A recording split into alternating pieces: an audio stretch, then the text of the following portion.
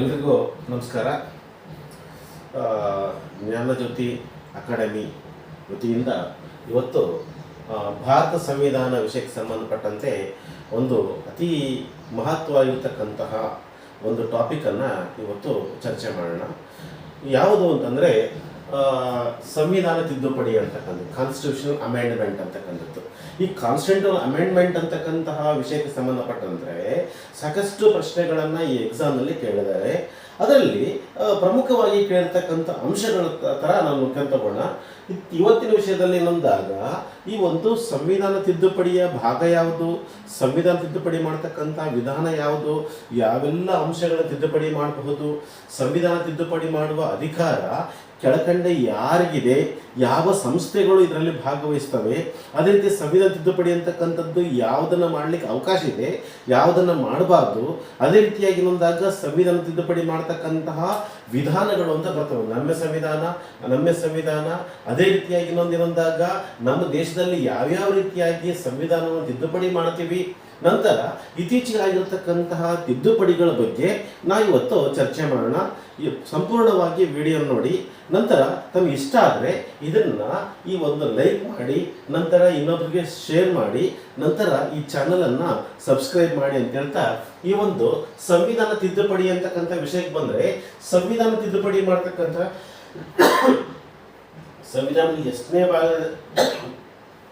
ಸಂವಿಧಾನದಲ್ಲಿ ಎಷ್ಟನೇ ಭಾಗದಲ್ಲಿ ತಿದ್ದುಪಡಿಗೆ ಅವಕಾಶವನ್ನು ಕಲ್ಪಿಸಲಾಗಿದ್ದಾಗ ಸಂವಿಧಾನದ ಭಾಗ 20 ಅಂತಕ್ಕಂಥ ಸಂವಿಧಾನದ ಭಾಗ 20ನೇ ಭಾಗದಲ್ಲಿ ಏನು ಮಾಡಲಾಗಿಲ್ಲ, ಈ ಒಂದು ಸಂವಿಧಾನ ತಿದ್ದುಪಡಿಯ ಬಗ್ಗೆ ಅವಕಾಶವನ್ನು ಕಲ್ಪಿಸಲಾಗಿದೆ. ಅಂದರೆ ಈ ಒಂದು 20ನೇ ಭಾಗ, ಸುಮಾರು ಪ್ರಶ್ನೆ ಕೇಳಿದರೆ ಎಷ್ಟನೇ ಭಾಗದಲ್ಲಿ ಸಂವಿಧಾನ ತಿದ್ದುಪಡಿಯನ್ನ ಅವಕಾಶ ಕಲ್ಪಿಸಲಾಗಿದ್ದಾಗ 20ನೇ ಭಾಗದಲ್ಲಿ. ನಂತರ ಎಷ್ಟನೇ ವಿಧಿ ಅಂತಕ್ಕಂಥದ್ದು ಸಂವಿಧಾನ ತಿದ್ದುಪಡಿಗೆ ಅವಕಾಶ ಕಲ್ಪಿಸಿದಾಗ 368ನೇ ವಿಧಿ ಅಂತಕ್ಕಂಥದ್ದು. ಎಷ್ಟು ಅಂದಾಗ 368ನೇ ವಿಧಿಯಲ್ಲಿ ಈ ಒಂದು ಸಂವಿಧಾನ ತಿದ್ದುಪಡಿಗೆ ಅವಕಾಶ ಕಲ್ಪಿಸಲಾಗಿದೆ ಅಂತಕ್ಕಂಥದ್ದು. ಈ ಒಂದು ಸಂವಿಧಾನ ತಿದ್ದುಪಡಿ ವಿಧಾನವನ್ನ ಎಲ್ಲಿಂದ ಎರವಲು ತಗೊಂಡಿರುತ್ತಂದಾಗ ದಕ್ಷಿಣ ಆಫ್ರಿಕಾದ ಸಂವಿಧಾನ ಈಗಾಗಲೇ ಸಂವಿಧಾನದ ಎರವಲುಗಳು ಅಂತಕ್ಕಂತಹ ಒಂದು ಟಾಪಿಕ್ ಅನ್ನ ಮಾಡಿದ್ದೀನಿ.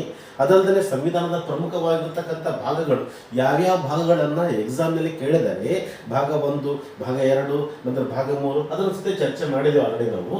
ನಂತರ ಈ ಸಂವಿಧಾನ ತಿದ್ದುಪಡಿ ಮಾಡತಕ್ಕಂಥ ಅಧಿಕಾರ ಯಾರಿಗಿದೆ ಅಂತಕ್ಕಂಥದ್ದು, ಸಂವಿಧಾನ ತಿದ್ದುಪಡಿ ಮಾಡತಕ್ಕಂಥ ಅಧಿಕಾರ ಯಾರಿಗಿದೆ ಅಂತಂದಾಗ ಸಂಸತ್ತಿಗಿದೆ. ಸಂವಿಧಾನ ತಿದ್ದುಪಡಿ ಮಾಡತಕ್ಕಂಥ ಅಧಿಕಾರ ಯಾರಿಗಿಂದಾಗ ಸಂಸತ್ತಿಗಿದೆ.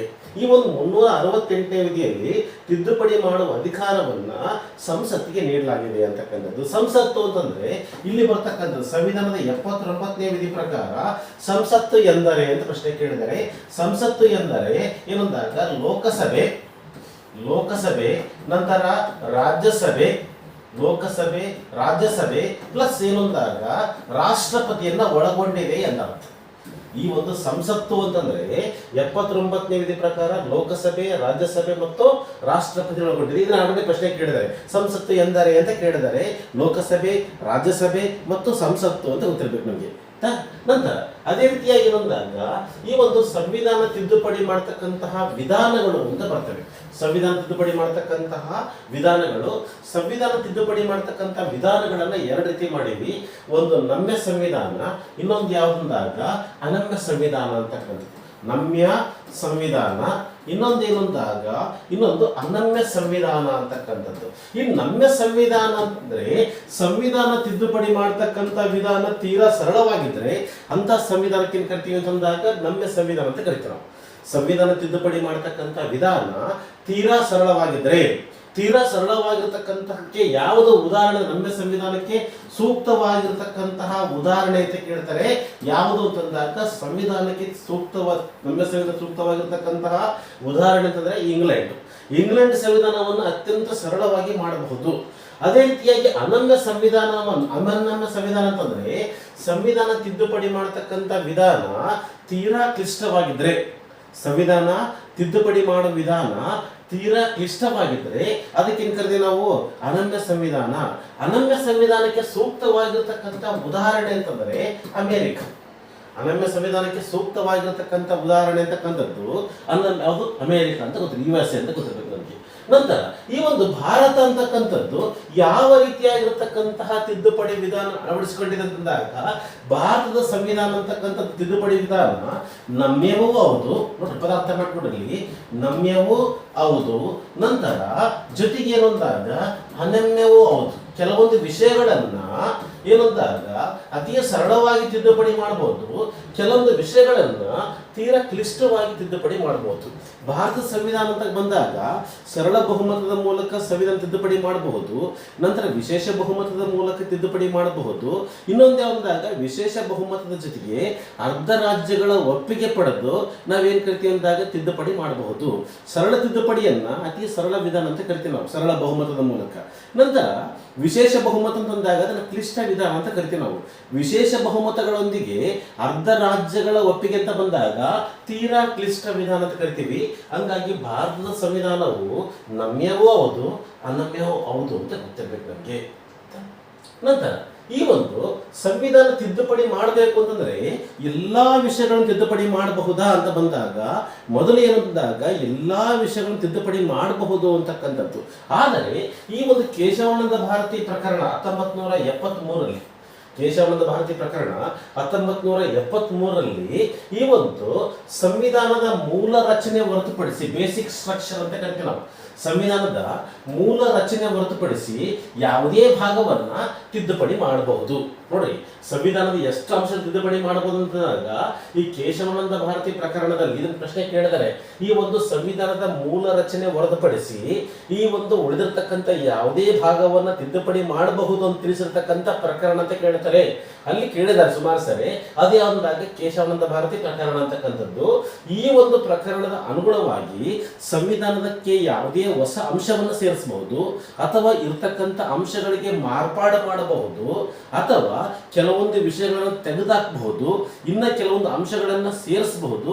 ಈ ರೀತಿಯಾಗಿ ಸಂವಿಧಾನ ತಿದ್ದುಪಡಿಯನ್ನು ಮಾಡಲಿಕ್ಕೆ ಅವಕಾಶವನ್ನ ನೀಡಲಾಗಿದೆ ಅಂತ ಗೊತ್ತಿರಬೇಕು. ಈ ಒಂದು ಬೇಸಿಕ್ ಸ್ಟ್ರಕ್ಚರ್ ಹೊರತುಪಡಿಸಿ ಅಂತಕ್ಕಂತಹ ಯಾವ ಪ್ರಕರಣದಲ್ಲಿ ಕಂಡು ಬಂತು ಅಂತ ಪ್ರಶ್ನೆ ಕೇಳಿದರೆ ಕೇಶವಾನಂದ ಭಾರತಿ ಪ್ರಕರಣ 1973. ಕೇಶವಾನಂದ ಭಾರತಿ ಪ್ರಕರಣ, ಕೇಶವಾನಂದ ಭಾರತಿ ವರ್ಸಸ್ ಕೇರಳ ರಾಜ್ಯ ಅಂತ ಕರಿತೀವಿ ನಾವು. ಆ ರೀತಿಯಾಗಿರ್ತಕ್ಕಂತಹ ಈ ಒಂದು ಪ್ರಕರಣದಲ್ಲಿ ಮೂಲ ರಚನೆ ಹೊರತುಪಡಿಸಿ ಇದನ್ನ ತಿದ್ದುಪಡಿ ಮಾಡಬಹುದು ಅಂತ ಹೇಳಿದರೆ, ಈ ಒಂದು ಸಂವಿಧಾನ ತಿದ್ದುಪಡಿಯನ್ನ ಯಾರು ಮಾಡುತ್ತಾರೆ ಅಥವಾ ತಿದ್ದುಪಡಿಯಲ್ಲಿ ಯಾರು ಭಾಗವಹಿಸ್ತಾರೆ ಅಂತಕ್ಕಂಥದ್ದು ಒಂದು ಪ್ರಶ್ನೆ ಕೇಳಿದ ಒಂದು ಎಕ್ಸಾಮ್ ನಲ್ಲಿ. ಈ ಒಂದು ಸಂವಿಧಾನ ತಿದ್ದುಪಡಿಯಲ್ಲಿ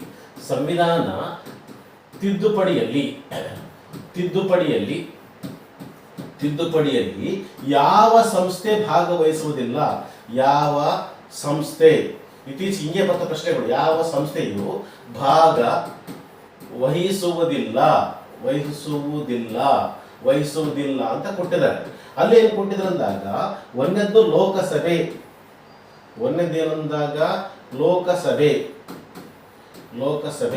ಎರಡನೇದೇನು ಕೊಟ್ಟಿದ್ದಾರೆ ಅಂದಾಗ ರಾಜ್ಯಸಭೆ, ಮೂರನೇದೇನು ಕೊಟ್ಟಿದ್ದಾರೆ ರಾಷ್ಟ್ರಪತಿ, ನಾಲ್ಕನೇದೇನು ಕೊಟ್ಟಿದ್ದಾರೆ ಅಂದಾಗ ವಿಧಾನಸಭೆ, ಐದನೇದೇನು ಕೊಟ್ಟಿದ್ದಾರೆ ಅಂದಾಗ ವಿಧಾನ ಪರಿಷತ್ತು. ಪ್ರಶ್ನೆ ಅರ್ಥ ಮಾಡ್ಕೊಡ್ರಿ. ಸಂವಿಧಾನ ತಿದ್ದುಪಡಿಯಲ್ಲಿ ಯಾವ ಸಂಸ್ಥೆಯು ಭಾಗವಹಿಸುವುದಿಲ್ಲ ಅಂತ ಕೊಟ್ಟಿದ್ದಾರೆ. ಇಲ್ಲಿ ಆಪ್ಷನ್ ಕೊಟ್ಟಿದ್ದಾರೆ, ಏನಂದಾಗ ಇಲ್ಲಿ 3, 4, 5 ಮಾತ್ರ ಅಂತ ಕೊಟ್ಟಿದ್ದಾರೆ. ಅಂದ್ರೆ ಇವಲ್ಲ, ರಾಷ್ಟ್ರಪತಿ ಭಾಗವಹಿಸಂಗಿಲ್ಲ, ವಿಧಾನಸಭೆ ಭಾಗವಹಿಸಂಗಿಲ್ಲ, ವಿಧಾನ ಪರಿಷತ್ ಭಾಗವಹಿಸಂಗಿಲ್ಲ. ನಂತರ ಬಿ ಆಪ್ಷನ್ ಕೊಟ್ಟಿದ್ದಾರೆ, ಏನು ಕೊಟ್ಟಿದ್ದಾರೆ ಅಂದಾಗ 4, 5 ಮಾತ್ರ ಅಂತ ಕೊಟ್ಟಿದ್ದಾರೆ. ನಂತರ ಸಿ ಕೊಟ್ಟಿದ್ದಾರೆ, ಏನಂತಂದಾಗ ಕೇವಲ 5 ಮಾತ್ರ ಅಂತ ಕೊಟ್ಟಿದ್ದಾರೆ. ನಂತರ ಡಿ ಕೊಟ್ಟಿದ್ದಾರೆ, ಯಾವುದೂ ಅಲ್ಲ. ಇತ್ತೀಚೆಗೆ ಬರ್ತಕ್ಕಂಥ ಪ್ರಶ್ನೆಗಳು ಹಿಂಗೆ ಬರ್ತವೆ. ಇಲ್ಲೇನು ಅಂದಾಗ ಯಾವ್ಯಾವ ಸಂಸ್ಥೆಗಳು ಭಾಗವಹಿಸ್ತವೆ ಅಂತ ಗೊತ್ತಿರ್ಬೇಕು ನಮಗೆ. ಯಾವ್ಯಾವ ಸಂಸ್ಥೆಗಳು ಭಾಗವಹಿಸ್ತವೆ ಗೊತ್ತಿರ್ಬೇಕು ನಮಗೆ. ಇದು ಆಲ್ರೆಡಿ ಕ್ಲಿಯರ್ ಇರ್ತಕ್ಕಂಥ ಪ್ರಶ್ನೆ.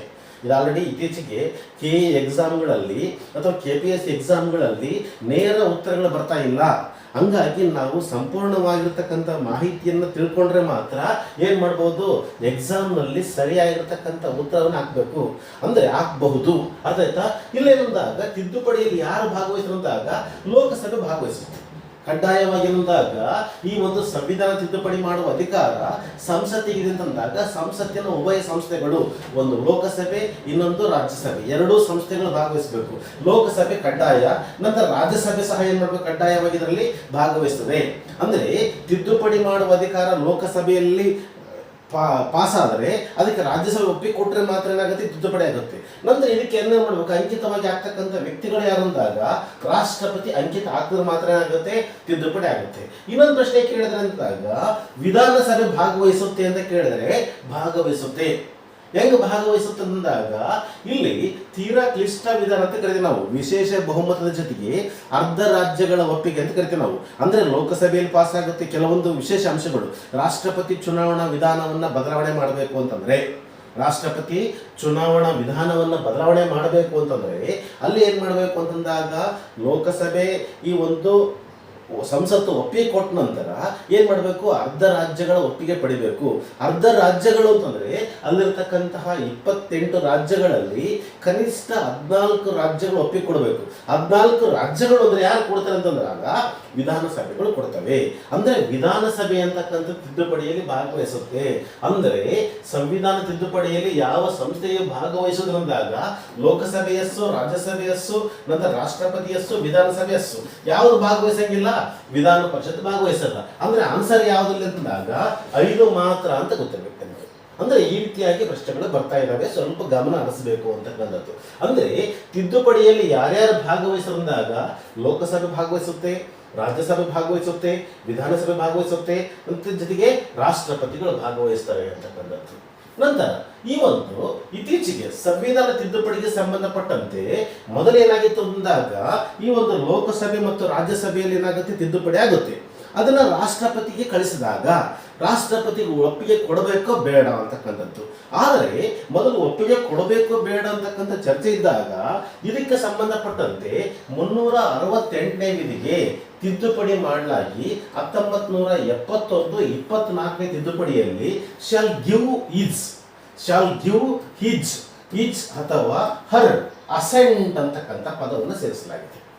ಏನಂದಾಗ ಶಾಲ್ ಗಿವ್ ಹಿಸ್ ಅಸೆಂಟ್ ಅಥವಾ ಶಾಲ್ ಗಿವ್ ಹರ್ ಅಸೆಂಟ್ ಅಂದ್ರೆ ಯಾರು ರಾಷ್ಟ್ರಪತಿಗಳಾಗಿರ್ತಾರೆ ಸಂಸತ್ತಿನಲ್ಲಿ ಪಾಸ್ ಆಗಿರತಕ್ಕಂತಹ ಮಸೂದೆಗೆ ಅವರು ಒಪ್ಪಿಗೆಯನ್ನ ನೀಡಲೇಬೇಕು, ಕಡ್ಡಾಯವಾಗಿ ಒಪ್ಪಿಗೆಯನ್ನು ನೀಡಲೇಬೇಕು ಅಂತಕ್ಕಂಥದ್ದು. ಅಂದ್ರೆ ಲೋಕಸಭೆ ಮತ್ತು ರಾಜ್ಯಸಭೆ ಪಾಸ್ ಮಾಡಿರ್ತಕ್ಕಂತಹ ತಿದ್ದುಪಡಿಯನ್ನ ರಾಷ್ಟ್ರಪತಿಗಳು ಯಾವುದೇ ಕಾರಣಕ್ಕಾಗಿ ತಡೆಯುವಂತೆ ಅಧಿಕಾರ ಇಲ್ಲ. ಕೆಲವೊಂದು ಕಾಯ್ದೆಗಳನ್ನು ತಡೆಯಬಹುದು, ಆದರೆ ತಿದ್ದುಪಡಿಯನ್ನು ತಡಲಿಕ್ಕೆ ಅವಕಾಶ ಇಲ್ಲ ಅಂತ ತಿಳಿಸಿರ್ತಕ್ಕಂಥದ್ದು ಅಂದಾಗ 24ನೇ ತಿದ್ದುಪಡಿ. ಯಾವಾಗ ಅಂದಾಗ 368ನೇ ವಿಧಿಗೆ ಈ ತಿದ್ದುಪಡಿಯನ್ನ ತಂದಿರತಕ್ಕಂಥದ್ದು ಗೊತ್ತಿರಬೇಕು ನಮಗೆ. ನಂತರ ಈ ಒಂದು ತಿದ್ದುಪಡಿ ಮಾಡತಕ್ಕಂತಹ ವಿಧಾನಗಳು ಅಂತಕ್ಕಂಥದ್ದು. ತಿದ್ದುಪಡಿ ಮಾಡತಕ್ಕಂತಹ ವಿಧಾನಗಳು ಅಂತಂದಾಗ 3 ತಿಳಿದೆ ನಾನು. ಒಂದು ಸರಳ ಬಹುಮತ ಮೂಲಕ ಅಂತ ಹೇಳಿದೆ ನಾನು, ಎರಡನೇದು ವಿಶೇಷ ಬಹುಮತ ಅಂತ ಹೇಳಿದೆ ನಾನು, ಜೊತೆಗೆ ವಿಶೇಷ ಬಹುಮತ ಜೊತೆಗೆ ಏನೊಂದಾಗ ಅರ್ಧ ರಾಜ್ಯಗಳ ಒಪ್ಪಿಗೆ ಬೇಕಂತ ಹೇಳಿದೆ ನಾನು. ಅದರಲ್ಲಿ ಮೊದಲನೇದಾಗಿ ಏನೊಂದಾಗ ಸಂವಿಧಾನ ತಿದ್ದುಪಡಿ ಮಾಡೋ ವಿಧಾನಗಳಲ್ಲಿ ಏನೊಂದಾಗ ಸರಳ ಬಹುಮತದ ಮೂಲಕ ತಿದ್ದುಪಡಿ ಅಂತಕ್ಕಂಥದ್ದು. ಸರಳ ಬಹುಮತದ ಮೂಲಕ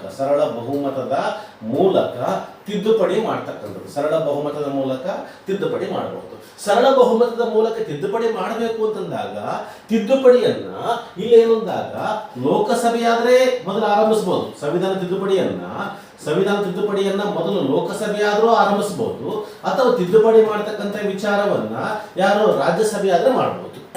ಇದನ್ನೇ ಮಾಡಬೇಕಂತ ನಿಯಮ ಇಲ್ಲ. ಆರ್ಥಿಕ ಮಸೂದೆ ಆಗಿದ್ರೆ ಅದನ್ನ ಕಡ್ಡಾಯವಾಗಿ ಲೋಕಸಭೆಯೇ ಮೊದಲು ಏನ್ ಮಾಡಬೇಕು, ಪಾಸ್ ಮಾಡಬೇಕು ಅಂತ ನಿಯಮ ಇದೆ. ಆದರೆ ಸಂವಿಧಾನ ತಿದ್ದುಪಡಿಯನ್ನ ಲೋಕಸಭೆ ಆದರೂ ಕಾಯ್ದೆ ಮಾಡಬಹುದು, ಅಥವಾ ರಾಜ್ಯಸಭೆ ಆದರೂ ಏನ್ ಮಾಡಬಹುದು, ಕಾಯ್ದೆಯನ್ನ ಮಾಡಬಹುದು ಅಂತಕ್ಕಂಥದ್ದು. ಈ ಒಂದು ಲೋಕಸಭೆ ಮಾಡಿದರೆ ಲೋಕಸಭೆಯಲ್ಲಿ ಸದನ ಅಂದ್ರೆ ಉಭಯ ಸದನ ಅಂತಂದ್ರೆ ಲೋಕಸಭೆ ಮತ್ತು ರಾಜ್ಯಸಭೆ ಅಷ್ಟೇ. ಈ ಒಂದು ಲೋಕಸಭೆಯಲ್ಲಿ ಹಾಜರಿರುವ ಸದಸ್ಯರಲ್ಲಿ ಲೋಕಸಭೆಯಲ್ಲಿ ಎಕ್ಸಾಂಪಲ್ ಹೆಂಗಂದಾಗ ಲೋಕಸಭೆಯಲ್ಲಿ ಇಷ್ಟೇ 545 ಜನ ಸದಸ್ಯರು ಇರ್ತಾರೆ. ಪ್ರಸ್ತುತ 543 ಜನ ಇದ್ದಾರೆ. ಈ ಸದಸ್ಯರಲ್ಲಿ ಎಷ್ಟು ಅಂತಂದಾಗ ಹಾಜರಿರುವ ಸದಸ್ಯರಲ್ಲಿ ಎಷ್ಟು ಬಂದಿದ್ದಾರೆ ಅಂತಂದಾಗ ಎಕ್ಸಾಂಪಲ್ ಈ ಸದನ ನಡೆದಾಗ ಈ ಒಂದು 300 ಜನ ಸದಸ್ಯರು ಬಂದಂತೆ ಕೊಡ್ರಿ. ಹಾಜರಿರುವ ಸದಸ್ಯರಲ್ಲಿ ಏನಾಗಬೇಕು ಅಂತಂದಾಗ 2/3 ಬಹುಮತ. ಲೋಕಸಭೆಯಲ್ಲಿ ಪ್ರತ್ಯೇಕವಾಗಿ ಪಾಸ್ ಆಗಬೇಕು, ಜೊತೆಗೆ ರಾಜ್ಯಸಭೆಯಲ್ಲಿ ಪ್ರತ್ಯೇಕವಾಗಿ ಪಾಸ್ ಆಗಬೇಕು. ಅಂದರೆ ಉಭಯ ಸದನಗಳಲ್ಲಿ, ಲೋಕಸಭೆಯಲ್ಲಿ ರಾಜ್ಯಸಭೆಯಲ್ಲಿ ಹಾಜರಿರುವ ಸದಸ್ಯರು ಅಂತಂದಾಗ ಕೇವಲ 150 ಜನ ಸದಸ್ಯರು ಇವತ್ತು ಹಾಜರಿರಬಹುದು. ಅಂದರೆ ಕೋರಮ್ ಅಂತ ನಿಗದಿ ಮಾಡ್ತೀವಿ ನಾವು. ಅಂದರೆ ಒಟ್ಟು ಸದಸ್ಯರಲ್ಲಿ 10% ಏನಂದಾಗ ಕೋರಮ್. ಈ ಕೋರಮ್ ಇದ್ರಾಯಿತು. ಆ ಕೋರಮ್ನಲ್ಲಿ 150 ಜನ ಸದಸ್ಯರಿದ್ದಾರೆ ಅಥವಾ 300 ಜನ ಸದಸ್ಯರಿದ್ದಾರೆ. 150 ಜನ ಸದಸ್ಯರಿದ್ದಾಗ 100 ಜನ ಅದಕ್ಕೆ ಅಂಕಿತ ಹಾಕಿದರೆ ಅದು ಬಹುಮತ ಕೊಟ್ಟರೆ ಅದೇನಾಗುತ್ತೆ, ಪಾಸ್ ಆಗುತ್ತೆ. 300 ಜನರಿದ್ದಾರೆ, 200 ಜನ ಏನಂದಾಗ ಅದಕ್ಕೆ ಎಸ್ ಅಂತಂದರೆ ಅದೇನಾಗುತ್ತೆ, ಪಾಸ್ ಆಗುತ್ತೆ. ಹಾಜರಿರುವ ಸದಸ್ಯರಲ್ಲಿ 2/3 ಬಹುಮತದ ಮೂಲಕ ಏನ್ ಮಾಡಬಹುದು, ಪಾಸ್ ಮಾಡಬಹುದು. ಲೋಕಸಭೆಯಲ್ಲಿ ಪ್ರತ್ಯೇಕವಾಗಿ ಪಾಸ್ ಆಗಬೇಕು, ಜೊತೆಗೆ ರಾಜ್ಯಸಭೆಯಲ್ಲಿ ಪಾಸ್ ಆಗಬೇಕು. ನಂತರ ಎಲ್ಲಿ ಕಳಿಸುತ್ತೆ ಅಂದಾಗ ರಾಷ್ಟ್ರಪತಿ ಕಳಿಸುತ್ತೆ. ಈ ಒಂದು ರಾಷ್ಟ್ರಪತಿ ಏನ್ ಮಾಡ್ತಾರೆ, ಅಂಕಿತ ಹಾಕಿದರೆ ಅದೇನಾಗುತ್ತೆ, ಸಂವಿಧಾನ ತಿದ್ದುಪಡಿ ಆಗುತ್ತೆ. ಈ ಒಂದು ಸರಳ ಬಹುಮತದ ಮೂಲಕ ಯಾವ್ಯಾವ ವಿಷಯಗಳನ್ನು ತಿದ್ದುಪಡಿ ಮಾಡಬಹುದು. ಯಾವ್ಯಾವ ವಿಷಯಗಳ ತಿದ್ದುಪಡಿ ಮಾಡಬಹುದಾಗ ಹೊಸ ರಾಜ್ಯಗಳ ಸೇರ್ಪಡೆ. ಅಂದ್ರೆ ಈ ಒಂದು ಭಾರತದ ಒಕ್ಕೂಟಕ್ಕೆ ಬೇರೆ ಯಾವುದೇ ಭೂಪ್ರದೇಶಗಳು ಬಂದು ಸೇರ್ಕೊಂಡ್ರೆ ಅದಕ್ಕೆ ಕರಿತೀವಿ ನಾವು ಭಾರತದ ಒಕ್ಕೂಟಕ್ಕೆ ಸೇರ್ತಕ್ಕಂಥದ್ದು ಹೊಸ ರಾಜ್ಯಗಳ ಸೇರ್ಪಡೆ. 1954ರಲ್ಲಿ ಪಾಂಡಿಚೇರಿ ಏನಂದಾಗ ಭಾರತ ಒಕ್ಕೂಟಕ್ಕೆ ಸೇರಿತು. ಅದೇ ರೀತಿ 1974ರಲ್ಲಿ ಸಿಕ್ಕಿಂ ಅಂತಕ್ಕಂಥದ್ದು ಭಾರತ ಒಕ್ಕೂಟಕ್ಕೆ ಸೇರಿತು. ಅದು ಸೇರ್ಪಡೆ ಅಂತ ಕರಿತೀವಿ ನಾವು. ಅದನ್ನ ಎಲ್ಲಿ ಮಾಡ್ಕೋಬಹುದು ನಾವು, ಈ ಒಂದು ಸರಳ ಬಹುಮತದ ಮೂಲಕ. ಹೊಸ ರಾಜ್ಯಗಳ ರಚನೆ ಈಗ ಆಲ್ರೆಡಿ ಇದಾವೆ. ಅದರಲ್ಲಿ ಇತ್ತೀಚೆಗೆ ಬಂದಾಗ 2014ರಲ್ಲಿ ಏನಾಯ್ತು ಅಂದಾಗ ಆಂಧ್ರ ಪ್ರದೇಶ ಪ್ರತ್ಯೇಕವಾಗಿ ತೆಲಂಗಾಣ ಆಯಿತು. 2000 ಇಸ್ವಿಯಲ್ಲಿ ಛತ್ತೀಸ್ಗಢ, ಜಾರ್ಖಂಡ್, ನಂತರ ಉತ್ತರಾಖಂಡ ಏನಾದವು ರಚನೆ, ಅದು ಹೊಸ ರಾಜ್ಯಗಳ ರಚನೆ. ಅದೇ ರೀತಿಯಾಗಿ ಬಂದಾಗ ಹೆಸರುಗಳ ಬದಲಾವಣೆ. 1973ಕ್ಕೆ ಇದನ್ನು ಮೈಸೂರು ರಾಜ್ಯ ಅಂತ ಏನ್ ಮಾಡಿದ್ವಿ ನಾವು, ಕರ್ನಾಟಕ ಅಂತ ಮಾಡಿದ್ವಿ ನಾವು. ಇತ್ತೀಚೆಗೆ ಕೇರಳ ರಾಜ್ಯ ಕೇರಳಂ ಅಂತ ಮಾಡ್ಕೊಂಡಿದೆ. ಒರಿಸ್ಸಾ ಏನಾಗಿದೆ, ಒಡಿಸ್ಸಾ ಆಗಿದೆ. ಪಶ್ಚಿಮ ಬಂಗಾಳ ಪಶ್ಚಿಮ ಬಂಗ ಅಂತ ಆಗಿದೆ. ಮದ್ರಾಸ್ ರಾಜ್ಯ ತಮಿಳುನಾಡು ಅಂತ ಆಯ್ತು. ಈ ರೀತಿಯಾಗಿ ಬಂದಾಗ ರಾಜ್ಯಗಳ ಹೆಸರು ಬದಲಾವಣೆಗಳನ್ನು ಮಾಡಬಹುದು.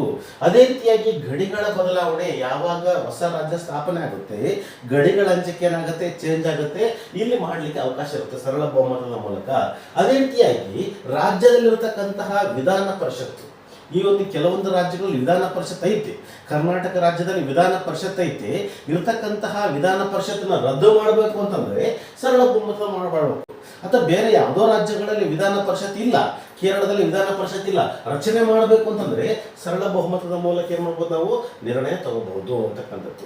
ನಂತರ ಕೆಲವೊಬ್ಬ ವ್ಯಕ್ತಿಗಳ ಕೆಲವೊಂದು ಹುದ್ದೆಗಳ ವೇತನ ಮತ್ತು ಭತ್ಯೆಗಳು ಯಾರೆಂದಾಗ ರಾಷ್ಟ್ರಪತಿ, ರಾಜ್ಯಪಾಲ, ಸಭಾಪತಿ, ಸಂಸತ್ ಸದಸ್ಯರ ವೇತನ ಮತ್ತು ಭತ್ಯೆಗಳನ್ನ ಹೆಚ್ಚು ಕಡಿಮೆ ಮಾಡ್ತಕ್ಕಂಥದ್ದು ಸರಳ ಬಹುಮತದ ಮೂಲಕ ಮಾಡಬಹುದು ಅಂತಕ್ಕಂಥದ್ದು.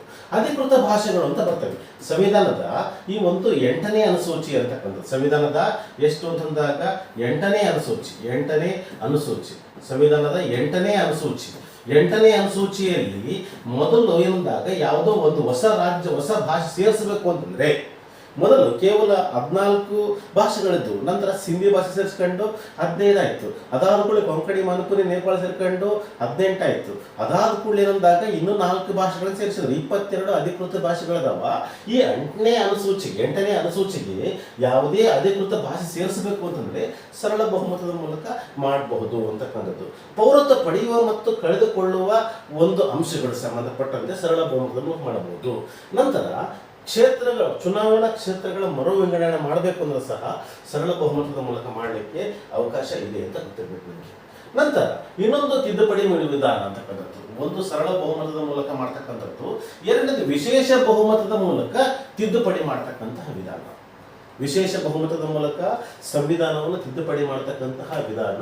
ಈ ಒಂದು ಏನು ಅಂತಂದಾಗ ಸರಳ ಬಹುಮತಕ್ಕೂ ಇದಕ್ಕಿರ್ತಕ್ಕಂಥ ವ್ಯತ್ಯಾಸ ಏನಂದಾಗ ಸರಳ ಬಹುಮತದಲ್ಲಿ ಕೇವಲ ಹಾಜರಿರುವ ಸದಸ್ಯರಲ್ಲಿ ಅಂತ ಬರುತ್ತೆ. ಇಲ್ಲೇನಂದಾಗ ಸಂಸತ್ತಿನ ಉಭಯ ಸದನಗಳಲ್ಲಿ 50% ಹಾಜರಾತಿ ಬೇಕು. ಉಭಯ ಸದನಗಳಲ್ಲಿ 50% ಹಾಜರಾತಿ ಬೇಕು ಅಥವಾ ಒಪ್ಪಿಗೆ ಬೇಕು. ನಂತರ ಏನಾಗಬೇಕು ಅಂತಂದಾಗ 2/3 ಬಹುಮತದ ಮೂಲಕ ಇದು ಪಾಸ್ ಆಗಬೇಕು. ಉಭಯ ಸದನಗಳಲ್ಲಿ 50 ಸದಸ್ಯರ ಒಪ್ಪಿಗೆ ಕೊಡಬೇಕು. ಫಸ್ಟ್ 50 ಸದಸ್ಯರ ಒಪ್ಪಿಗೆ ಕೊಡಬೇಕು. 50% ಒಪ್ಪಿಗೆ ಪಡಿಬೇಕು. ಜೊತೆಗೆ ಏನಾಗಬೇಕು, ಅಲ್ಲಿ ಲೋಕಸಭೆಯಲ್ಲಿ ಆಗಿರ್ಬೋದು, ಜೊತೆಗೆ ರಾಜ್ಯಸಭೆಯಲ್ಲಿ ಆಗಿರ್ಬೋದು. ಲೋಕಸಭೆಯಲ್ಲಿ ಹಾಜರಿರುವ ಸದಸ್ಯರಲ್ಲಿ 50% ಒಪ್ಪಿಗೆ, ಜೊತೆಗೆ 2/3 ಬಹುಮತ ಇದ್ರೆ ಅದೇ ರೀತಿ ರಾಜ್ಯಸಭೆಯಲ್ಲಿ ಸಹ 50% ಒಪ್ಪಿಗೆ ಜೊತೆಗೆ 2/3 ಬಹುಮತದ ಮೂಲಕ ಏನ್ ಮಾಡಬಹುದು, ಕೆಲವೊಂದು ತಿದ್ದುಪಡಿ ಮಾಡಲಿಕ್ಕೆ ಅವಕಾಶ ಇರುತ್ತೆ. ಈ ರೀತಿಯಾಗಿರತಕ್ಕಂತಹ ತಿದ್ದುಪಡಿ ಅಂಶಗಳ ಮೂಲಕ ಯಾವ್ಯಾವ ವಿಷಯಗಳನ್ನು ತಿದ್ದುಪಡಿ ಮಾಡಬಹುದು ಅಂತಂದ್ರೆ ಮೂಲಭೂತ ಹಕ್ಕುಗಳನ್ನು ತಿದ್ದುಪಡಿ ಮಾಡಬಹುದು. ಮೂಲಭೂತ ಹಕ್ಕುಗಳನ್ನ ತಿದ್ದುಪಡಿ ಮಾಡಬಹುದು. ಇಲ್ಲಿ ಏನಂದಾಗ 1978ರಲ್ಲಿ 44ನೇ ತಿದ್ದುಪಡಿಯ ಮೂಲಕ ಏನ್ ಮಾಡಿದ್ವಿ ನಾವು, ಆಸ್ತಿ ಹಕ್ಕನ್ನು ರದ್ದುಗೊಳಿಸಿದ್ವಿ. ಆಸ್ತಿ ಹಕ್ಕನ್ನ ರದ್ದುಗೊಳಿಸಲಾಯಿತು. ಆ ರೀತಿಯಾಗಿ ಅಥವಾ ರಾಜ್ಯ ನಿರ್ದೇಶಕತ್ವಗಳಿಗೆ ಸಂಬಂಧಪಟ್ಟಂತೆ 1976ರಲ್ಲಿ ಅನೇಕ ಅಂಶಗಳನ್ನು ಸೇರಿಸಿದ್ವಿ ನಾವು. 2012ರಲ್ಲಿ ಏನ್ ಮಾಡಿದ್ವಿ ಅಂತಂದಾಗ ಮೂಲಭೂತ ಹಕ್ಕುಗಳಿಗೆ 19C ಅಂತಕ್ಕಂಥ ಸೌಹಾರ್ದ ಪದವನ್ನು ಸೇರಿಸಿದ್ವಿ ನಾವು. ಅದೇ ರೀತಿ ರಾಜ್ಯ ನಿರ್ದೇಶಕತ್ವಗಳಲ್ಲಿ ಏನಂದಾಗ ಸಹಕಾರಿ ಸಂಘಗಳಿಗೆ ಉತ್ತೇಜನ ಅಂತಕ್ಕಂಥ ಅಂಶವನ್ನ ಸೇರಿಸಿದ್ವಿ ನಾವು. ಈ ರೀತಿಯಾಗಿ ಮೂಲಭೂತ ಹಕ್ಕುಗಳನ್ನ, ರಾಜ್ಯ ನಿರ್ದೇಶಕತ್ವಗಳನ್ನ ಏನ್ ಮಾಡಬಹುದು, ವಿಶೇಷ ಬಹುಮತದ ಮೂಲಕ ಪಾಸ್ ಮಾಡಲಿಕ್ಕೆ ಅವಕಾಶ ಇರುತ್ತೆ ಅಂತಕ್ಕಂಥದ್ದು. ನಂತರ ಇನ್ನೊಂದು ಏನಂದಾಗ ವಿಶೇಷ ಬಹುಮತ ಜೊತೆಗೆ ಅರ್ಧ ರಾಜ್ಯಗಳ ಒಪ್ಪಿಗೆ, 3ನೇ ತಿದ್ದುಪಡಿ ವಿಧಾನ. ಇದನ್ನ ತೀರಾ ಕ್ಲಿಷ್ಟ ವಿಧಾನ ಅಂತ ಕರಿತೇವೆ ನಾವು. ಯಾವಂದಾಗ ಇದನ್ನ ತೀರಾ ಕ್ಲಿಷ್ಟವಾಗಿರ್ತಕ್ಕಂಥ ವಿಧಾನ. ಇಲ್ಲೇನಂದಾಗ ಸೇಮ್ ಮೊದಲು ಮಾಡಿದ್ರೆ ವಿಶೇಷ ಬಹುಮತದಾಗ ಉಭಯ ಸದನಗಳಲ್ಲಿ ಲೋಕಸಭೆ ಮತ್ತು ರಾಜ್ಯಸಭೆಯಲ್ಲಿ ವಿಶೇಷ ಬಹುಮತದ ಮೂಲಕ ಅಂದ್ರೆ 50% ಸದಸ್ಯರ ಏನ್ ಮಾಡ್ಬೇಕು, ಒಪ್ಪಿಗೆ ತಗೋಬೇಕು. 50 ಸದಸ್ಯರ ಒಪ್ಪಿಗೆ ಆದ್ಮೇಲೆ 2/3 ಬಹುಮತದ ಮೂಲಕ ಇದನ್ನು ಪಾಸ್ ಮಾಡಬೇಕು. ಸೇಮ್ ವಿಶೇಷ ಬಹುಮತದಂಗ ಉಭಯ ಸದನಗಳಲ್ಲಿ ಲೋಕಸಭೆಯಲ್ಲಿ 50 ಸದಸ್ಯರ ಒಪ್ಪಿಗೆ ಜೊತೆಗೆ 2/3 ಮೆಜಾರಿಟಿ, ಅದೇ ರಾಜ್ಯಸಭೆಯಲ್ಲಿ 50 ಸದಸ್ಯರ ಒಪ್ಪಿಗೆ ಜೊತೆಗೆ 2/3 ಮೆಜಾರಿಟಿ ಪಾಸ್ ಆಗಬೇಕು. ಈ ರೀತಿ ಪಾಸ್ ಆದ್ಮೇಲೆ ಏನಾಗುತ್ತೆ ಅಂತಂದಾಗ ಅರ್ಧ ರಾಜ್ಯಗಳ ಒಪ್ಪಿಗೆ ಕೊಡಬೇಕು. ಅರ್ಧ ರಾಜ್ಯಗಳು ಅಂತಂದಾಗ 28 ರಾಜ್ಯಗಳಲ್ಲಿ ಕನಿಷ್ಠ ಎಷ್ಟು ಅಂತಂದಾಗ 14 ರಾಜ್ಯಗಳು ಒಪ್ಪಿಗೆ ಕೊಡಬೇಕು. ಅರ್ಧ ಅಂದ್ರೆ ಅರ್ಧ ರಾಜ್ಯಗಳು. ಕೆಲವೊಂದು ಕಡೆ ಅರ್ಧಕ್ಕಿಂತ ಹೆಚ್ಚು ಅಂತ ಪದ ಬಳಕೆ ಮಾಡ್ತಾರೆ, ತಪ್ಪದು. ಅರ್ಧ ರಾಜ್ಯಗಳು ಒಪ್ಪಿಗೆ ಕೊಡಬೇಕು. ಅರ್ಧಕ್ಕಿಂತ ಹೆಚ್ಚು ಅಂತಂದ್ರೆ 14ಕ್ಕಿಂತ ಜಾಸ್ತಿ ಆಗುತ್ತೆ. ಅಂದ್ರೆ ಅರ್ಧ ಅಂದ್ರೆ ಅರ್ಧಕ್ಕಿಂತ ಹೆಚ್ಚು ರಾಜ್ಯಗಳು ತಪ್ಪು. ಇಲ್ಲಿ ಅರ್ಧ ರಾಜ್ಯಗಳ ಒಪ್ಪಿಗೆ. ಅರ್ಧ ರಾಜ್ಯಗಳ ಒಪ್ಪಿಗೆ ಅಂತಂದ್ರೆ ರಾಜ್ಯಗಳು ಅಂದ್ರೆ ಯಾರು ಕೊಡ್ತಾರೆ ಅಂದಾಗ ಇಲ್ಲಿರತಕ್ಕಂತಹ ವಿಧಾನಸಭೆ ಏನ್ ಮಾಡತ್ತಂದಾಗ ಈ ಒಂದು ಒಪ್ಪಿಗೆ ಕೊಡುತ್ತೆ. ವಿಧಾನಸಭೆ ಏನ್ ಮಾಡುತ್ತೆ, ಒಪ್ಪಿಗೆ ಕೊಡುತ್ತೆ. ಈ ಒಂದು ವಿಧಾನಸಭೆಯಲ್ಲಿ ಏನಾಗಬೇಕು ಅಂತಂದಾಗ 2/3 ಮೆಜಾರಿಟಿ ಪಾಸ್ ಆಗಬೇಕು. ಈ ರೀತಿ ಪಾಸ್ ಆದರೆ ಏನ್ ಮಾಡಬಹುದು, ನಾವು ತಿದ್ದುಪಡಿ ಮಾಡಬಹುದು. ಈ ಅಂಶದ ಮೂಲಕ ಯಾವ್ಯಾವ ವಿಷಯಗಳನ್ನು ತಿದ್ದುಪಡಿ ಮಾಡ್ತೀವಿ ಅಂದ್ರೆ ವಿಶೇಷ ಬಹುಮತ ಮತ್ತು ಅರ್ಧ ರಾಜ್ಯಗಳ ಒಪ್ಪಿಗೆ ಮೂಲಕ ಯಾವ್ಯಾವ ಅಂಶಗಳನ್ನು ತಿದ್ದುಪಡಿ ಮಾಡಬಹುದು ಅಂದಾಗ ರಾಷ್ಟ್ರಪತಿ ಚುನಾವಣಾ ವಿಧಾನವನ್ನ ಚೇಂಜ್ ಮಾಡಬಹುದು. ನಾವು ರಾಷ್ಟ್ರಪತಿ ಚುನಾವಣಾ ವಿಧಾನವನ್ನ ತಿದ್ದುಪಡಿ ಮಾಡಬಹುದು. ಈ ಒಂದು ರಾಷ್ಟ್ರಪತಿ ಚುನಾವಣಾ ವಿಧಾನದಿಂದಾಗ ಕೆಲವೇ ಅಂಶಗಳು ಮಾಡಿದ್ವಿ ನಾವು. ಮೊದಲಲ್ಲಿ ಏನಂದಾಗ ಠೇವಣಿ ಇರಲಿಲ್ಲ, ಠೇವಣಿ ಮಾಡಿದ್ವಿ ನಾವು. ಅದೇ ರೀತಿಯಾಗಿರ್ತಕ್ಕಂತಹ ಈ ಒಂದು ಸದಸ್ಯರ ಸೂಚಕರು ಮತ್ತು ಅನುಮೋದಕರಂದು ಬರುತ್ತೆ, ಅದನ್ನು ಚೇಂಜ್ ಮಾಡಿದ್ವಿ ನಾವು. ನಂತರ ಎರಡನೇ ದಿನದಾಗ ಕೇಂದ್ರ ಮತ್ತು ರಾಜ್ಯಗಳ ಕಾರ್ಯಾಂಗ ಅಧಿಕಾರಿಗಳ ವ್ಯಾಪ್ತಿ ಅಂತಕ್ಕಂಥದ್ದು. ಕೇಂದ್ರ ಮತ್ತು ರಾಜ್ಯಗಳ ಮೇಲೆ ಯಾವ್ಯಾವ ರೀತಿಯಾಗಿರ್ತಕ್ಕಂಥ ಕಾರ್ಯಾಂಗ ಅಧಿಕಾರಗಳಿದಾವೆ, ಅದರ ವ್ಯಾಪ್ತಿ ಏನು ತಿಳಿಸುತ್ತೆ. ಅದೇ ರೀತಿಯಾಗಿ ಈ ಒಂದು ಸುಪ್ರೀಂ ಕೋರ್ಟ್ ಮತ್ತು ಹೈಕೋರ್ಟ್ಗಳ ರಚನೆ ಮತ್ತು ಅಧಿಕಾರವನ್ನು ತಿದ್ದುಪಡಿ ಮಾಡಬಹುದು. ಸುಪ್ರೀಂ ಕೋರ್ಟ್ ಅಂತ ಹೊಸ ಸುಪ್ರೀಂ ಕೋರ್ಟ್ ರಚನೆ ಮಾಡಬೇಕು ಅಂತಂದಾಗ ಇರ್ತಕ್ಕಂಥ 28 ರಾಜ್ಯಗಳಲ್ಲಿ ಕೇವಲ 25 ಏನಾದವ ಈ ಒಂದು ಹೈಕೋರ್ಟ್ಗಳಿದಾವೆ. ಹೊಸ ಹೈಕೋರ್ಟ್ ರಚನೆ ಮಾಡಬೇಕು ಅಂತಂದ್ರೆ ಈ ತರ ಮಾಡಬಹುದು. ಅಧಿಕಾರಗಳನ್ನು ಚೇಂಜ್ ಮಾಡ್ಬೇಕಂದ್ರೆ ಈ ತರ ಮಾಡಬಹುದು. ಕೇಂದ್ರ ಮತ್ತು ರಾಜ್ಯಗಳ ಅಧಿಕಾರ ವಿಭಜನೆ ಅಂತಕ್ಕಂಥದ್ದು. ಇಲ್ಲಿ ಕೇಂದ್ರ ಪಟ್ಟಿ, ರಾಜ್ಯ ಪಟ್ಟಿ, ಸಮವರ್ತಿ ಪಟ್ಟಿ ಈ ತರ ಬಂದಾಗ ಈ ರೀತಿ ತಿದ್ದುಪಡಿ ಮಾಡಲಿಕ್ಕೆ ಅವಕಾಶ ಇರುತ್ತೆ.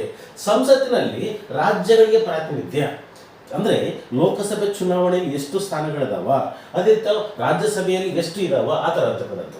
ಸಂವಿಧಾನ ತಿದ್ದುಪಡಿಯನ್ನ ಮಾಡಲಿಕ್ಕೆ ಇದನ್ನು ಬಳಸಬಹುದು ನಾವು. ಆಲ್ರೆಡಿ ಹೇಳಿದೆ ನಾನು, ಸಂವಿಧಾನ ತಿದ್ದುಪಡಿ ವಿಧಾನವನ್ನ ಚೇಂಜ್ ಮಾಡಬೇಕು ಅಂತಂದಾಗ ಆಲ್ರೆಡಿ ಹೇಳಿದೆ ನಾವು. ಎಷ್ಟು ಅಂದಾಗ ಈ ಒಂದು 24ನೇ ತಿದ್ದುಪಡಿ 1971ರಲ್ಲಿ ಅಲ್ಲಿ ಏನಂದಾಗ ಒಂದು ಪದ ಸೇರಿಸಿದೆ ನಾವು, ಶಾಲ್ ಗಿವ್ ಹಿಸ್ ಅಥವಾ ಶಾಲ್ ಗಿವ್ ಹರ್ ಅಸೆಂಟ್ ಅಂತಕ್ಕಂಥ ಪದವನ್ನ ಸೇರಿಸಿದೆ ನಾವು. ಈ ರೀತಿ ಸಂವಿಧಾನ ತಿದ್ದುಪಡಿ ವಿಧಾನವನ್ನೇ ತಿದ್ದುಪಡಿ ಮಾಡತಕ್ಕಂಥ ಅಂದ್ರೆ 368ನೇ ವಿಧಿಗೆ ತಿದ್ದುಪಡಿ ಮಾಡಬೇಕು ಅಂದ್ರೂ ಸಹ ಏನ್ ಮಾಡ್ಬೇಕು, ವಿಶೇಷ ಬಹುಮತ ಜೊತೆಗೆ ಅರ್ಧ ರಾಜ್ಯಗಳ ಒಪ್ಪಿಗೆಯನ್ನ ಪಡಿತಕ್ಕಂಥದ್ದು ಅವಶ್ಯಕತೆ ಇರುತ್ತೆ ಅಂತಕ್ಕಂಥದ್ದು. ನಂತರ ಇನ್ನೊಂದು ಪ್ರಮುಖವಾಗಿರತಕ್ಕಂಥ ಅಂಶ ಏನಂದಾಗ ಇತ್ತೀಚೆಗೆ ಆಗಿರತಕ್ಕಂಥ ತಿದ್ದುಪಡಿ ಸ್ವಲ್ಪ ಸರಳವಾಗಿ ತಿಳ್ಕೊಳ್ಳೋಣ. ಇದ್ರ ಬಗ್ಗೆ ಸಪರೇಟ್ ಆಗಿ ತಿದ್ದುಪಡಿ ಆಗಿರ್ತಕ್ಕಂಥ ಅಂಶಗಳ ಬಗ್ಗೆ ಮುಂದೆ ನೋಡೋಣ. ಅದು ಸ್ವಲ್ಪ ಗೊತ್ತಿರಬೇಕು ಅಂತಂದು ಈ ಒಂದು 100ನೇ ತಿದ್ದುಪಡಿ ಅಂತಕ್ಕಂಥದ್ದು. ಏನ್ 100ನೇ ತಿದ್ದುಪಡಿ ಅಂತಂದಾಗ ಇದು 2015ರಲ್ಲಿ ಆಗಿರ್ತಕ್ಕ ತಿದ್ದುಪಡಿ. ಇದೇನಂದಾಗ ಭಾರತ ಜೊತೆಗೆ ಈ ಒಂದು ಬಾಂಗ್ಲಾ ಗಡಿ ಒಪ್ಪಂದ ಅಂತಕ್ಕಂಥದ್ದು. ಭಾರತ ಮತ್ತು ಬಾಂಗ್ಲಾ ಗಡಿಗೆ ಸಂಬಂಧಪಟ್ಟಂತೆ ಅನೇಕ ರೀತಿಯಾಗಿರ್ತಕ್ಕಂತಹ ಈ ಒಂದು ಗೊಂದಲಗಳಿದ್ವು.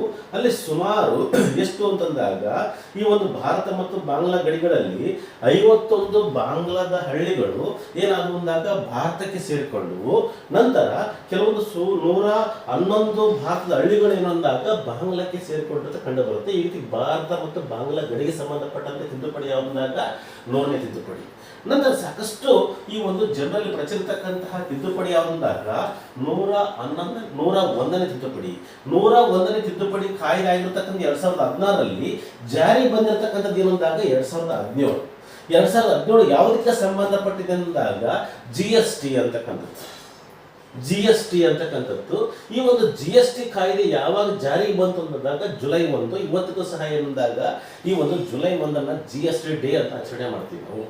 ಅದೇ ರೀತಿಯಾಗಿ 102ನೇ ತಿದ್ದುಪಡಿ ಅಂತಕ್ಕಂಥದ್ದು 102ನೇ ತಿದ್ದುಪಡಿ 2018ರಲ್ಲಿ NCBC ಅಂತ ಕರಿತೀವಿ ನಾವು, national commission for backward classes ಅಂತಕ್ಕಂಥದ್ದು.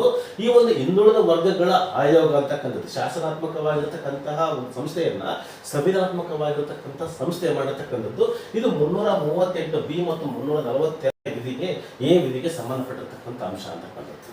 ಅದೇ ರೀತಿಯಾಗಿ 103ನೇ ತಿದ್ದುಪಡಿ ಅಂತಕ್ಕಂಥದ್ದು 2019ರಲ್ಲಿ ಈ ಒಂದು ಎಕಾನಮಿಕ್ ಬ್ಯಾಕ್ವರ್ಡ್ ಕ್ಲಾಸಸ್ ಅಂತಕ್ಕಂಥದ್ದು ಇನ್ನೊಂದಾಗ ಈ ಒಂದು ಆರ್ಥಿಕವಾಗಿ ಯಾವ ಒಂದು ವ್ಯಕ್ತಿಗಳು ಹಿಂದುಳಿದರೆ ಅವ್ರಿಗೇನಂದಾಗ ಕೇಂದ್ರ ಸರ್ಕಾರಿ ಹುದ್ದೆಗಳಲ್ಲಿ ಕೇಂದ್ರ ಶೈಕ್ಷಣಿಕ ಅವಕಾಶಗಳಲ್ಲಿ 10% ಮೀಸಲಾತಿಯನ್ನು ಕೊಡ್ತಕ್ಕಂತಹ ಒಂದು ತಿದ್ದುಪಡಿ ಯಾವುದಂದಾಗ 103ನೇ ತಿದ್ದುಪಡಿ ಅಂತಕ್ಕಂಥದ್ದು. 104ನೇ ತಿದ್ದುಪಡಿ ಅಂತಕ್ಕಂಥದ್ದು ಏನು ಅಂದಾಗ 2020ರಲ್ಲಿ ಲೋಕಸಭೆ ಮತ್ತು ವಿಧಾನಸಭೆಗಳಲ್ಲಿ ಈ ಒಂದು ಮೀಸಲಾತಿ ವಿಸ್ತರಣೆ ಅಂತಕ್ಕಂಥದ್ದು. ಲೋಕಸಭೆ ಮತ್ತು ರಾಜ್ಯಸಭೆಯ ಈ ಒಂದು ರಾಜ್ಯಸಭೆಯ ಸ್ಥಾನಗಳಲ್ಲಿ ಈ ಒಂದು ಮೀಸಲಾತಿ ವಿಸ್ತರಣೆ ಅಂದಾಗ 95ನೇ ತಿದ್ದುಪಡಿಯಲ್ಲಿ 50ರಿಂದ 70 ವರ್ಷಕ್ಕೆ ಮೀಸಲಾತಿ ಜಾಸ್ತಿ ಮಾಡಿದ್ರು. ಆದರೆ ಈ ಒಂದು 104ನೇ ತಿದ್ದುಪಡಿಯಲ್ಲಿ 70ರಿಂದ 80 ವರ್ಷಕ್ಕೆ ಏನಂದಾಗ ಮೀಸಲಾತಿ ಏರಿಕೆ ಮಾಡಲಾಯಿತು. ನಂತರ ಇಲ್ಲಿ ಏನಂದಾಗ ಇನ್ನೊಂದು ಅಂಶ ಗಮನಿಸಬೇಕು ನಾವು.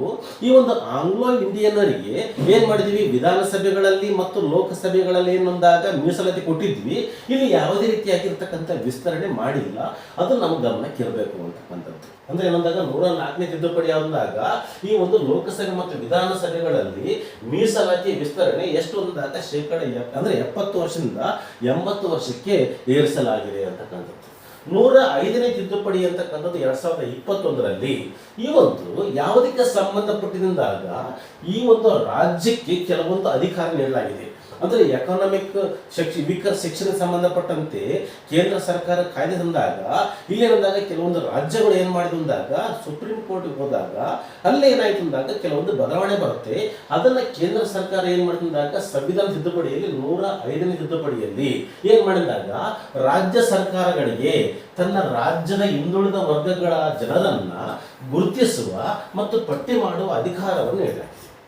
ಯಾವುದು ಅಂದಾಗ ರಾಜ್ಯ ಸರ್ಕಾರಗಳಿಗೆ ತನ್ನ ರಾಜ್ಯದ ಹಿಂದುಳಿದ ವರ್ಗಗಳ ಜನರನ್ನ ಗುರುತಿಸುವ ಮತ್ತು ಪಟ್ಟಿ ಮಾಡುವ ಅಧಿಕಾರ ಯಾವುದಕ್ಕೆ ಸಂಬಂಧಪಟ್ಟಿದಂದಾಗ 105ನೇ ತಿದ್ದುಪಡಿಗೆ ಸಂಬಂಧಪಟ್ಟಿದೆ. ನಂತರ ಇತ್ತೀಚೆಗೆ ಆಗಿರ್ತಕ್ಕಂಥ ತಿದ್ದುಪಡಿ ಯಾವುದಂದಾಗ 106ನೇ ತಿದ್ದುಪಡಿ. 106ನೇ ತಿದ್ದುಪಡಿ 2023ರಲ್ಲಿ ಲೋಕಸಭೆ ಮತ್ತು ರಾಜ್ಯ ವಿಧಾನಸಭೆಗಳಲ್ಲಿ ಮಹಿಳೆಯರಿಗೆ 33% ಮೀಸಲಾತಿ. ನೆಕ್ಸ್ಟ್ ಬರ್ತಕ್ಕಂಥ ಎಲೆಕ್ಷನ್ಗಳಲ್ಲಿ ಇದನ್ನು ಜಾರಿಗೆ ಬರಬಹುದು. 33% ಮೀಸಲಾತಿ ಅಂದ್ರೆ 1/3 ಈ ಒಂದು ರಿಸರ್ವೇಶನ್ ಅನ್ನ ಯಾರು ನೀಡಲಾಗಿದ್ದಾಗ ಮಹಿಳೆಯರು ನೀಡಲಾಗಿದೆ. ಎಲ್ಲೆಂದಾಗ ಲೋಕಸಭೆ ಮತ್ತು ರಾಜ್ಯಸಭೆಯ ಚುನಾವಣೆಗಳಲ್ಲಿ, ಲೋಕಸಭೆ ಮತ್ತು ವಿಧಾನಸಭೆಗಳ ಚುನಾವಣೆಯಲ್ಲಿ 33% ಮೀಸಲಾತಿಯನ್ನ ಈ ಒಂದು ಮಹಿಳೆಯರಿಗೆ ನೀಡಿರ್ತಕ್ಕಂಥದ್ದು ಕಂಡು ಬರ್ತಾ ಇದೆ. ಈ ರೀತಿಯಾಗಿರ್ತಕ್ಕಂಥ ವಿಡಿಯೋಗಳಿಗೆ ನಮ್ಮ ಚಾನಲ್ ಅನ್ನ ಸಬ್ಸ್ಕ್ರೈಬ್ ಮಾಡಿ, ಇಷ್ಟ ಆದರೆ ಇನ್ನೊಬ್ಬರಿಗೆ ಏನು ಮಾಡ್ರಿ, ಶೇರ್ ಮಾಡಿ ಅಂತ ಹೇಳ್ತಾ ಈ ಒಂದು ವಿಡಿಯೋನ ಮುಗಿಸ್ತಾ ಇದ್ದೀನಿ. ಎಲ್ರಿಗೂ ಧನ್ಯವಾದಗಳು.